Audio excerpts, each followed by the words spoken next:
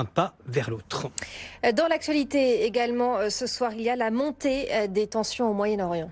Oui, la perspective d'un conflit entre les États-Unis et Téhéran pèse un peu sur les marchés et sur les cours du pétrole. Le baril de Brent s'est négocié aux alentours des 69 $ à Londres. À New York, le brut léger est au-dessus des 63 $, mais pas de flambée du pétrole pour le moment. Les cours ont même tendance plutôt à se stabiliser. La bourse de Paris a fini en baisse, mais a limité ses pertes. À Wall Street, on a même fini dans le vert ce soir. Alors c'est parce que les marchés ne parient pas sur une guerre entre les États-Unis et l'Iran. C'est ce que nous dit Grégory Volokin, le président de Mescart Financial Services à New York. Pour les marchés financiers actuellement, ils sont face à une guerre des mots. Ils ne sont pas encore face à une guerre sur le terrain. Cette guerre sur le terrain ne viendra peut-être jamais. Et c'est en tout cas le pari des marchés financiers. Parce que si on pariait à un embrasement du Moyen-Orient, c'est clair qu'il y aurait beaucoup plus d'inquiétude dans les marchés. Donc le pari, c'est la guerre des mots.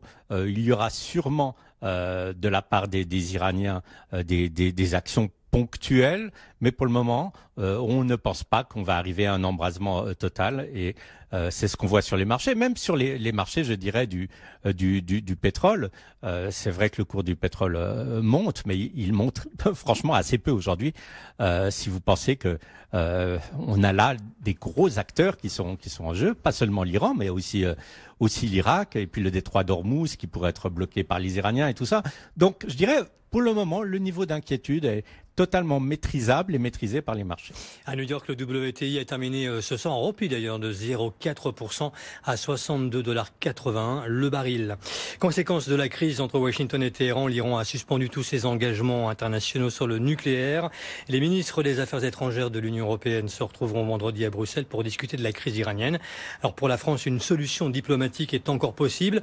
Jean-Yves Le Drian, le ministre des Affaires étrangères, était ce soir l'invité de Ruth El-Krieff sur BFM TV.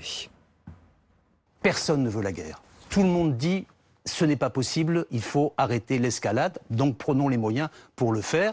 Et les moyens pour le faire, c'est d'abord que la partie iranienne renonce à des ripostes, à des représailles, mais aussi qu'on ouvre des négociations, que l'Iran revienne dans l'accord de Vienne et que la négociation sur la stabilité régionale puisse se mettre en œuvre. C'est ce que nous avons proposé depuis septembre 2017. Nous, la France, le président Macron a pris des initiatives fortes. On a failli, à un moment donné, être sur le point d'un accord. Oui, c'était proche du résultat. Ça montre que c'est possible.